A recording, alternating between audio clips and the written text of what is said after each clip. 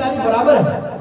मदरसे में क्या पढ़ाई हो रही है, क्या बच्चे सीख के आ रहे हैं, रोजाना गार्जियन इस बात को सीखें।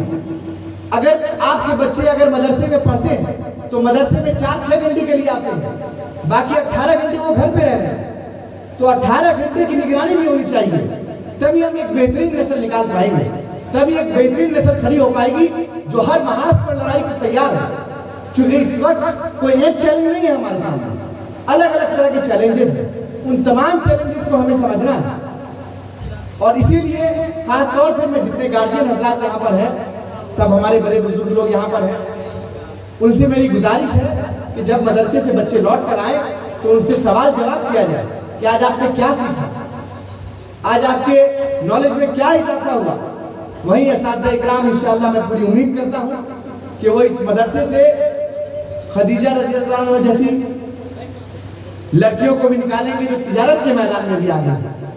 वो इस मदरसे से इल्म के मैदान में हज़रत आयशा रज़ी अल्लाह अन्हा की जैसी बच्चियों को निकालेंगे कि जिनके इल्म को का जो है पूरी दुनिया लोहा मानेगी। मुझे पूरी उम्मीद है कि सब्र के मुकाम पर जिस तरह से हज़रत फातिमा रज़ी अल्लाह अन्हा ने अपने चीज़ों को रखा, सब्र के साथ उन्होंने काम किया, वैसी सब्र करने वाली बहनें, वैसी सब्र करने वाली बहनें इंशाअल्लाह इस मदरसे से निकलेंगी, हमारी ये दुआ है। और जंग के मैदान में खड़ी होने वाली हज़रत खंजा भी यहाँ से निकलेंगी, मुझे पूरी उम्मीद है। अगर यहाँ के असातिज़ा इकराम ने इंशाअल्लाह अल्लाह ने चाहा तो यहाँ पर जो है इस तरह से काम होता रहेगा। और मैं पूरी यकीन के साथ कहता हूँ कि उलमाओं की जो खिदमात है इस मुल्क के लिए, हमारे वतन अजीज़ के लिए, वो किसी से ढकी छुपी नहीं है।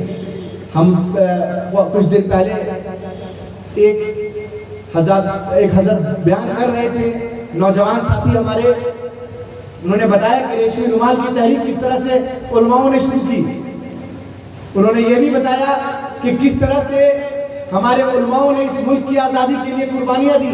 आप यकीन मानिए कि मेरठ से लेके मुरादाबाद, मलियाना, सहारनपुर से लेके दिल्ली तक की सड़कें और उस सड़कों के किनारे जितने भी पेड़ थे, उन तमाम पेड़ों पर 1857 की लड़ाई के बाद आप देखेंगे, जब तारीखों को आप पढ़ेंगे तो उलमा इकराम की सर लटकी हुई थी। उनका कत्ल किया गया था जब वो आज़ादी की लड़ाई लड़ रहे थे अंग्रेजों के सामने।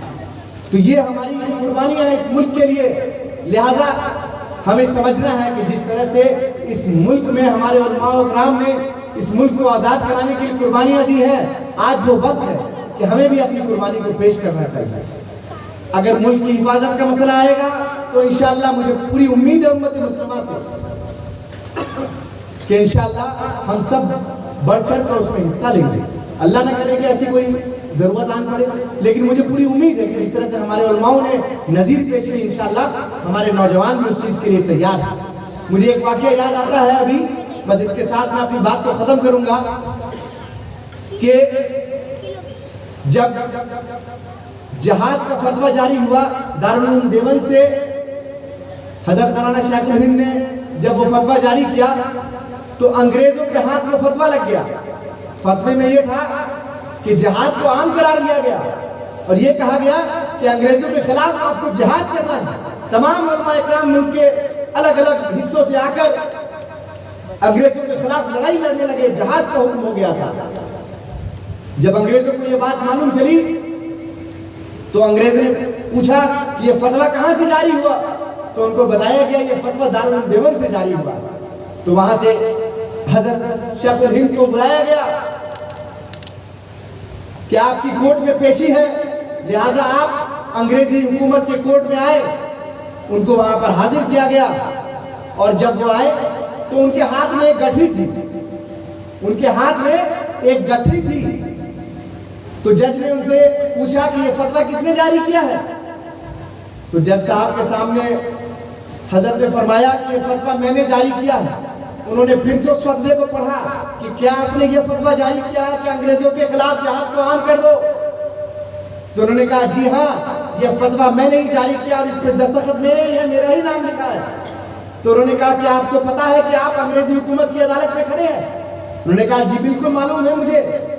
آپ کو کیا یہ پتا ہے کہ آپ کو سزا دے دی جائے گی؟ انہوں نے کہا جی بالکل مجھے معلوم ہے۔ انہوں نے کہا شاید آپ کو یہ نہیں پتا ہوگا کہ آپ کو سزائے موت بھی دے دی جائے گی۔ انہوں نے کہا مجھے یہ بھی معلوم ہے کہ آپ مجھے کوئی بھی سزا دے سکتے ہیں۔ تو جج بھی بڑا پریشان ہو گیا۔ اس نے کہا کہ آپ کو سزائے موت دے دی جاتی ہے، آپ ایسے نہیں ماننے والے۔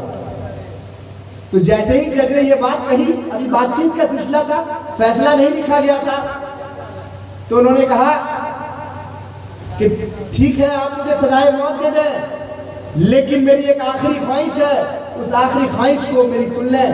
تو انہوں نے کہا کیا خواہش ہے؟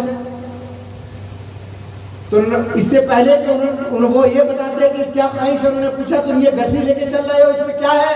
تو حضرت نے فرمایا کہ بس یہی آخری خواہش کی تمنا ہے، اور وہ یہ تمنا ہے کہ اگر آپ مجھے پھانسی کی سزا لکھ کر دے دیتے ہیں تو مجھے انگریزی حکومت کے کفن میں دفن نہیں ہونا ہے، میں اپنا کفن لے کر چلا ہوں، اور میں آپ سے یہی مؤدبانہ گزارش کروں گا کہ جب مجھے دفن کیا جائے تو مجھے انگریزی حکومت کے کفن میں نہیں بلکہ اپنے کفن میں دفن کیا جائے، چونکہ جس حکومت کی مخالفت کرتے ہوئے میں شہید ہوں گا، میں اس کے کفن میں نہیں قبر کے اندر جانا چاہتا۔ اس طرح سے قربانیاں ہمارے علماء اکرام نے دی۔ تو ساتھیوں، نوجوان ساتھیوں، میں آپ لوگوں سے یہی مؤدبانہ گزارش کروں گا کہ بہترین طرح سے پڑھیے۔ اس ملک کو، اس ملت کو ہماری اور آپ کی ضرورت ہے۔ میں جس لائق بھی ہوا، جہاں بھی آپ کو میری ضرورت پڑی، اگر آپ لوگ ہائیر اسٹڈی کرنا چاہتے ہیں، علی گڑھ مسلم یونیورسٹی میں جانا چاہتے ہیں، جامعہ ملیہ اسلامیہ میں جانا چاہتے ہیں، وہاں پہ پی ایچ ڈی بھی ہے تھیولوجی میں، دینیات کے اندر پی ایچ ڈی ہے ایم یو کے اندر، جامعہ کے اندر، مولانا آزاد نیشنل اردو یونیورسٹی کے اندر، وہ بھی کر سکتے ہیں۔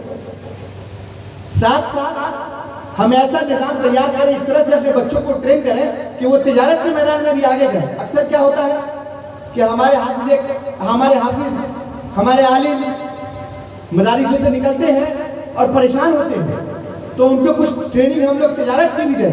انشاءاللہ آنے والے وقت میں میری یہ کوشش رہے گی کہ ہندوستان کے اچھے اچھے اداروں سے ایسے لوگ جو ہمارے حافظوں کو کسی چیز کی ٹریننگ دے سکتے ہیں، تجارت کی، کوئی نئی ٹیکنالوجی کی، جس سے ان کی زندگیاں آسان ہوں، جس سے ان کو اللہ کے دین کو پھیلانے میں آسانی ہو، جس سے ان کو کسی طرح کی معاشی تنگی نہیں ہو، انشاءاللہ اس طرح کی ٹریننگ کا بھی انتظام کریں گے۔ میں ٹائم ٹو ٹائم انشاءاللہ دیکھتا بھی رہوں گا۔ اگر آپ لوگوں کو لگتا ہے کہ میری کچھ خدمات اس مدرسے کے کام آ سکتی ہے تو آپ لوگ اپنی طرف سے ہی بتا سکتے ہیں انشاءاللہ۔ بہت بہت شکریہ، بہت بہت شکریہ۔ السلام علیکم۔